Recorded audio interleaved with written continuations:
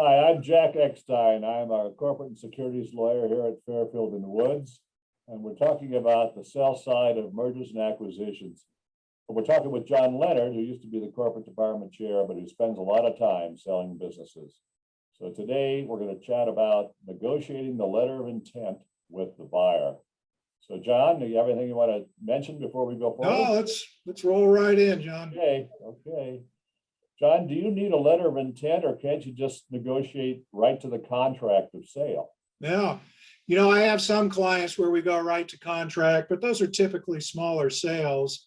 There's really too much going on in a sale.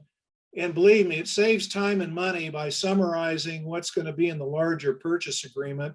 So you as the seller know that you have an interested buyer that wants to buy your business on the terms you're comfortable with. Okay, fair enough. What are those terms? What terms do you put in the letter of intent? What do you leave out? Okay. Well, generally, what's in your letter of intent will mirror what's going to be in your purchase agreement. Okay. And let me just say right now, please don't sign a letter of intent or anything else regarding the sale of your business unless you've talked to your accountant and lawyer. It'll save you heartache and money, believe me. One of the biggest things I see that people miss if they just go off and sign is whether it's a stock sale or an asset sale. Now, if you're taxed as a corporation, a C corporation, that's a huge difference because the money's received by the company and taxed first, and then it's flowed down to you as the shareholder. So if you've agreed on a purchase price and you haven't factored in the amount that you're going to pay the government in taxes first, that's a terrible mistake. So we'd catch it in your letter of intent, whether it's a stock sale or an asset sale, and make sure the price is factored that in. Other things that are in that letter of intent are, if it is an asset sale, I assume it's going to be substantially all the assets, but a lot of times people want to leave assets out. So if there's assets you don't want included, you put it in there. Another thing that's in there, a big part of a purchase and sale agreement that we're going to talk about on another video is your indemnification duties. There is a long list of representations and warranties you make when selling a company, and in it, you will indemnify the buyer if those representations or warranties are wrong. In that letter of intent, we'd work to get the time that those reps and warranties survive to be a year or 18 months.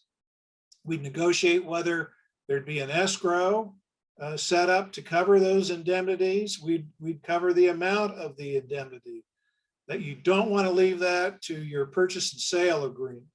If there's going to be an equity rollover, which there frequently is these days, we negotiate the terms, excuse me, of the equity rollover. What's an equity rollover? Sorry. We've got a great 5-minute video on that coming up, but generally it's when you sell your stock, but you only sell perhaps 85% of it. And then you roll over some of that equity into a company that you own with the buyer.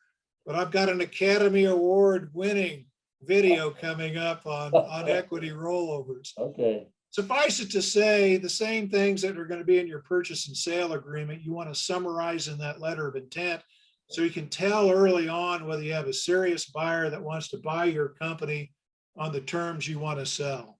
Okay. So let's go to the next slide. There you go. Sure. Well, okay.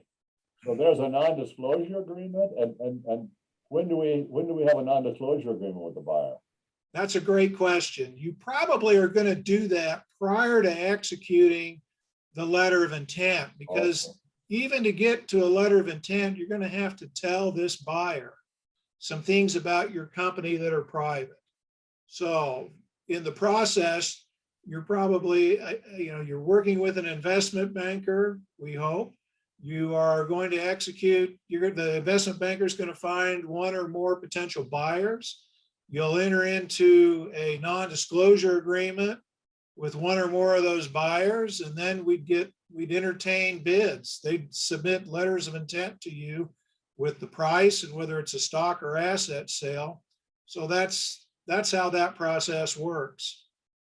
So thanks for joining me today to talk about sell side M&A and letters of intent. Thanks, John.